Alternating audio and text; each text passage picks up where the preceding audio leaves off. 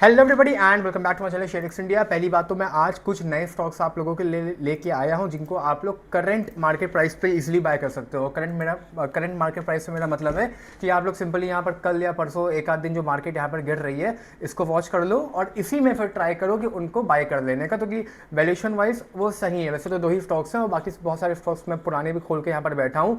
कुछ स्टॉक्स ऐसे भी है जिनको मैंने पहले डिस्कस किया करता था, उसके बाद से मैंने डिस्कस करना छोड़ दिया ताकि वो रेपिटेटिव कंटेंट आपको ना लगे। एंड अपेरेंटली मेरे पास कल इंस्टाग्राम पे एक मैसेज आया कि मैं इसमें इतने प्रॉफिट में हूँ, ट्रेडिंग प्राइस ये हो चुका है, जबकि मैं इसको 300 350 400 रुपये के आसपास कवर करता था।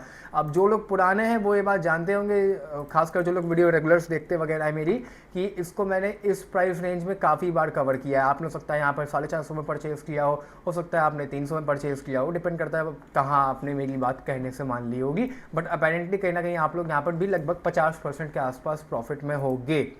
तो ये सारे स्टॉक्स हैं, डिस्कस करता हूँ आगे। और उससे पहले वीडियो में आगे बढ़ने से पहले वीडियो को लाइक करना मत भूलना और हाइप कर देना वीडियो को। ऐसे कमेंट्स को सरकाओ, अगर फ़ोन या टैब पे देख रहे हो तो कमेंट्स को सरकाओगे अगर, तो वहाँ पर एक हाइप का ऑप्शन आ जाता है, उस पर बस क्लिक कर दो, फ्री होता है, उसमें पता नहीं क्या होता है, पर वो लाइक कर दिया करो।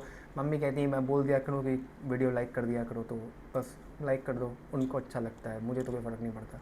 तो कि लाइक कोई करिए ना करे, कुछ hardly it makes any sense, but कर दो, उन्होंने बोला है तो ठीक है। बाकी अब बात करता हूँ मैं आईपीओ की तरफ। आईपीओ में देखिए, पहली बात तो आज अलॉटमेंट आने वाली है सीएमआर ग्रीन्स की, और हेक्सागन न्यूट्रिशन का आज है डे 2 क्लोज हो चुका है। कल आखिरी दिन रहेगा इस आईपीओ में एप्लीकेशन फाइल करने का।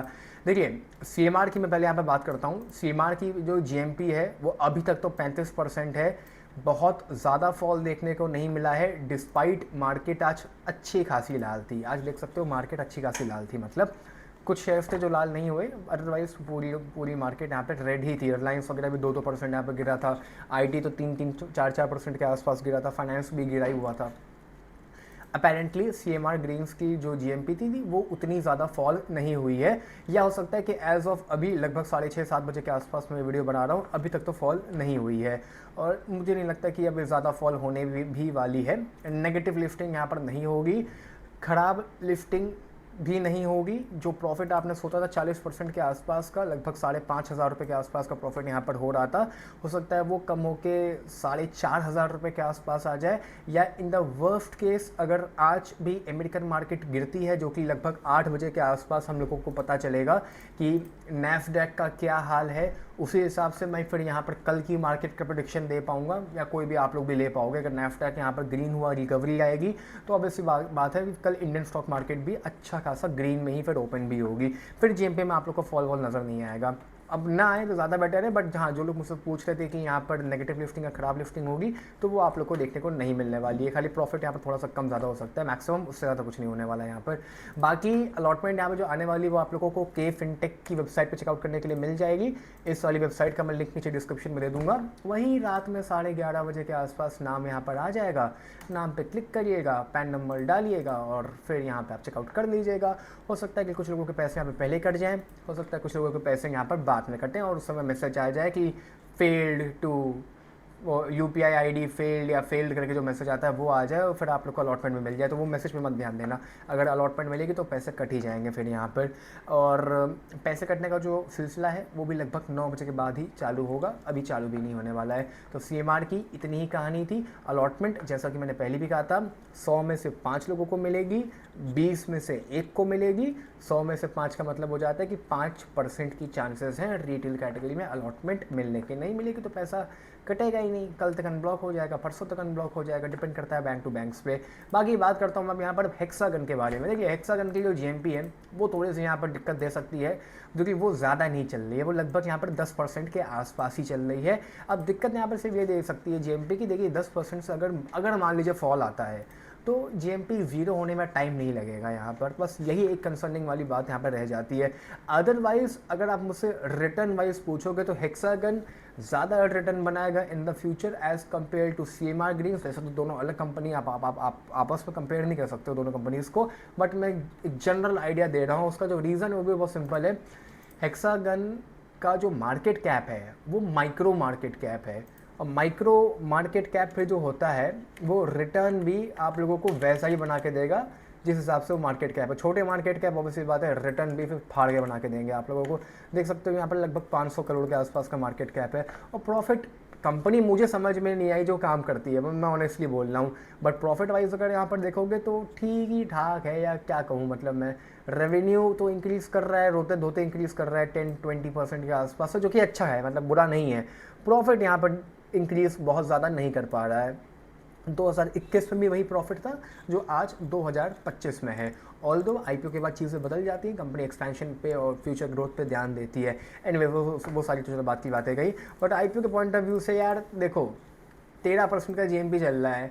अब मैंने तो कहा था कि मैं आज वीडियो बना के अपना फाइनल डिसीजन यहाँ पर दे दूंगा, बट मैं वो नहीं दे पाऊंगा। अभी 8:30-9 बजे के बाद मैं कोई ना कोई रील बना के अपलोड करूँगा, रील्स को चेकआउट करते रहना, या कल मॉर्निंग में मैं कोई रील बना के, या हो सकता है मैं रात में आज लाइव आऊँगा, तब मैं बता दूंगा कि क्या करना है। क्योंकि 8 बजे के बाद जब एक बार नैस्डैक ओपन हो जाए तो देखें कि नैस्डैक ग्रीन है कि रेड है। अगर नैस्डैक रेड हुआ तो कल फिर इंडियन स्टॉक मार्केट भी रेड हो जाएगी, और फिर यहाँ पर जीएमपी खत्म हो जाएगा इसका, क्योंकि दो दिन लगातार मार्केट गिर जाएगी। अगर नैस्डैक यहाँ पर ग्रीन रहता है तो कहीं ना कहीं फिर कल मार्केट भी ग्रीन रहेगी, और फिर जीएमपी थोड़ी बहुत यहाँ पर जान बची रहेगी।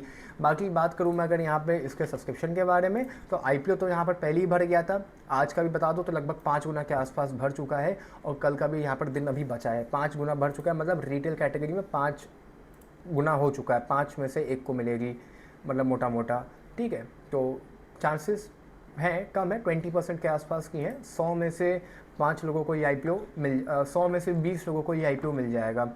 अभी तक तो यहाँ पर ज़्यादा इंटरेस्ट लोग नहीं शो कर रहे हैं। वैसे देखो आईपीओ भी छोटा था, उसके बावजूद भी यहाँ पर एप्लीकेशन कम ही लगी हैं। 5 में से 1 को मिलेगी, 100 में से 20 लोगों को आईपीओ मिल जाएगा। कल का दिन यहाँ पर है, तो कल की हम लोग इसकी बात हम लोग यहाँ पर कल करेंगे। अब आ जाते हैं हम लोग कुछ यहाँ पर फटाफट से शेयर्स के ऊपर, और आप लोगों के कमेंट्स का मैंने मैक्सिमम रिप्लाई कर ही दिया था। रैडिको वगैरह यहाँ पर है भैया लोगों के पास, पॉलीकैप वगैरह भी अच्छी बात है, आराम से आप लोग कैरी फॉरवर्ड कर सकते हो, कोई दिक्कत नहीं है। टेक महिंद्रा भी लिया जा सकता है, क्योंकि मार्केट कैप देखोगे तो लगभग लार्ज कैप का मार्केट कैप है 1 लाख करोड़ के आसपास का है।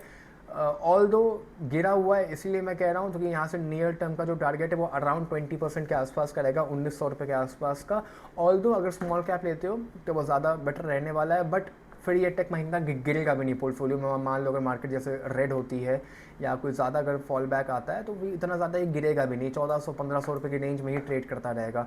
अभी भी देखो तो 1400 रुपये तक ही गया था, 1500 रुपये तक रिकवर आ गया, तो काफ़ी अच्छा मोमेंटम है यहाँ पर टेक महिंद्रा, आप चेकआउट कर सकते हो। मतलब मैं वॉच लिस्ट में भी ऐड कर रहा हूँ ताकि थोड़ा सा आप लोगों को रेगुलर ट्रैक करवाता रहूँ। भारतीय एयरटेल, मुझसे काफ़ी लोग पूछ रहे हैं भैया क्या करूँ क्या ना करूँ, देखो इससे दूर रहो। पहली बात तो ये स्टॉक मुझे आज भी याद है, जब मैं शेयर मार्केट में था तब ये 400 रुपये के आसपास का ट्रेड करता था, आज से 5 साल पहले, इफ़ आई एम राइट। हाँ 600 रुपये, 400-500 रुपये के आसपास से ट्रेड करता था। इतनी बड़ी कंपनी नहीं है ये मेरे पॉइंट ऑफ व्यू से कि ये 11 लाख करोड़ की बन जाए। अब ये मेरा पॉइंट ऑफ व्यू है। रेवेन्यू का आपने 2x, मतलब मैं क्या बताऊँ, रेवेन्यू का कितने x आपने मल्टीपल दे दिया है इसको, मेरे समझ के ये परे है। इस समय ये जो मार्केट कैप पे बैठी है एयरटेल, ये सिर्फ इस हव्वे पे बैठी है कि इंडिया में जियो और एयरटेल के अलावा कोई नहीं है। ऑब्वियसली बात है बीएसएनएल को हम कंसिडर नहीं कर सकते, टट्टी कंपनी है वो। सिर्फ इसी हव्वे में ये इतना ओवर वैल्यूएशन पे चल रहा है। अदरवाइज इसको प्लीज़ पोर्टफोलियो में मत रखो।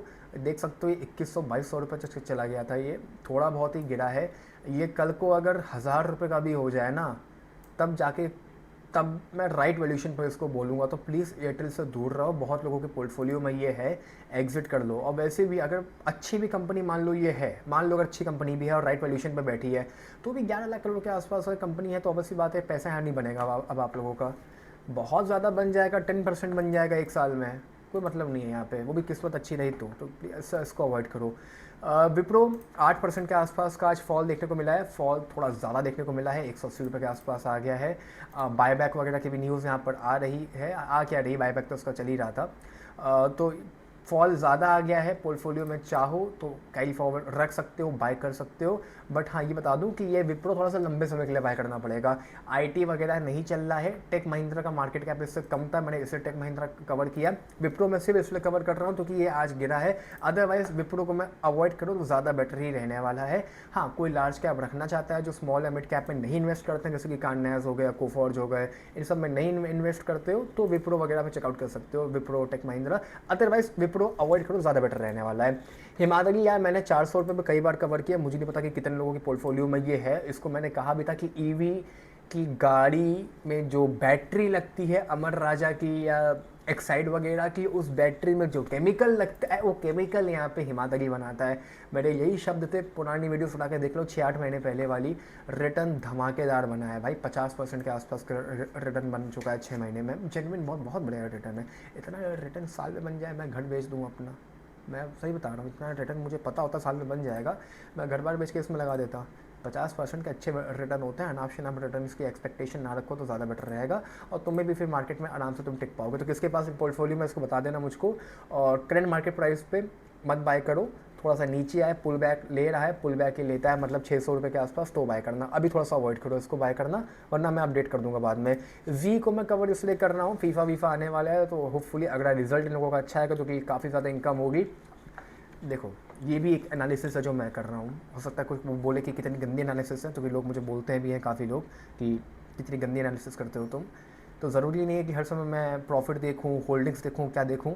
फीफा आ रहा है, रेट वेट बढ़ेंगे, और काफ़ी यूथ फीफा देखे कि भाड़ में गया अगले दिन की जॉब। जिसको फीफा देखना है वो फीफा देखेगा जाके, और कुछ नहीं देखेगा तो ऐप वैप लेके देखेगा फीफा यार, नो डाउट कि नहीं देखेगा। और मार्केट कैप 10-11 हज़ार करोड़ के आसपास का है, तो यहाँ पे मिनिमम बता रहा हूँ 20-30% का रिटर्न बना सकते हो। और इधर बन भी गया है 3 महीने में तो काफ़ी बन भी गया है। बट यहाँ से भी ये 111 रुपये का शेयर है, 150 रुपये तक पोटेंशियल रखता है जाने का, जो कि इसका 52 वीक हाई है। तो इसको चेकआउट कर सकते हो करंट मार्केट प्राइस पे। थोड़ा सा पुल बैक मिलता है 100 रुपये के आसपास, तो चेकआउट कर लेना। एफएल मैंने पहले कवर किया था, किसी के पास है कि नहीं मुझे नहीं पता, लेना चाहो ले सकते हो। 1500-1600 रुपये के आसपास का इमीडिएट टारगेट में दे रहा हूँ। वैसे तो 2000 रुपये के आसपास का है, बट मतलब 1500 मतलब ट्रेड कर रहा है, 10% ऊपर का मैं यहाँ पर इमीडिएट टारगेट दे रहा हूँ। जैसे ही मार्केट रिकवर होगी, ये 10% आप लोगों को विद इन 2 महीने के अंदर हिट होता हुआ नज़र आ जाएगा। इसके बाद ग्लैंड फार्मा तो उतना चल गया है, बट ये जो आप लोगों का दूसरा वाला था ग्लेनमार्क, एक सेकेंड, ग्लेनमार्क उतना नहीं चला, बट ग्लैंड फार्मा काफ़ी चल गया है, तो अभी भी इजीली कैरी फॉरवर्ड कर सकते हो। 2500 रुपये के आसपास का टारगेट लेके, टारगेट को थोड़ा सा यहाँ पर अपग्रेड कर रहा हूँ, क्योंकि फार्मास्यूटिकल्स की कंपनी इस समय अच्छा परफॉर्म कर रही है, तो 2500 रुपये तक के लिए इसको होल्ड कर सकते हो। क्योंकि 2-3 भैया लोगों के पास ये है, तो बस उन्हीं के लिए मैं कवर कर रहा हूँ।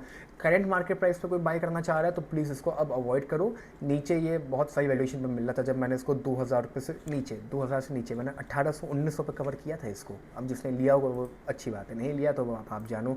बाकी मैफिस अगेन मैंने कवर किया था पहले, थोड़ा बहुत ही प्रॉफिट में होंगे 2-4-5% के आसपास, अदरवाइज नहीं होंगे। तो करंट मार्केट प्राइस पे चाहो तो इसे चेकआउट कर सकते हो, पुराना स्टॉक कवर्ड है। बाकी कल्याण वगैरह होल्ड करो, एंजल वन होल्ड करो। ज्योति सीएनसी वो स्टॉक था जिसकी मैं बात कर रहा था वीडियो के स्टार्टिंग में। ज्योति सीएनसी भैया ले लो, ये 1200-1300 रुपये का स्टॉक था, 600 रुपये पे इसका आईपीओ आया था, ये 50% के आसपास करेक्ट हो चुका है। कितना नीचे गिरेगा ये मैं नहीं कह सकता, हो सकता है कि आप 600 पर बाय करो 550 चला जाए, that's a different story, I can't comment on that.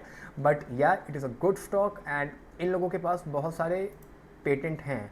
Apple वगैरह के भी फ़ोन जो बनते हैं उसमें जो कटिंग होती है वो इन लोगों के पास पेटेंट है। तो ज्योति सीएनसी इज़ अ गुड, और सीएनसी में ज़्यादा लोग है भी नहीं है, सीएनसी में बहुत कम ही कंपनीज़ हैं लिस्टेड जो काम कर रही हैं। 14,000 करोड़ के आसपास का मार्केट कैप है, इसको चेकआउट कर सकते हो। करंट पे लेना चाहो करंट पे थोड़े बहुत ले लो, थोड़े बहुत बाद में ले लेना, या वॉच लिस्ट में तो प्लीज़ ऐड कर लो इसको। बाकी इस वाली वीडियो में इतना ही, जैसे यहाँ पे आईपीओ की अलॉटमेंट आएगी मैं आप लोग को अपडेट कर दूँगा। तब तक bye, take care, love you all, see you soon.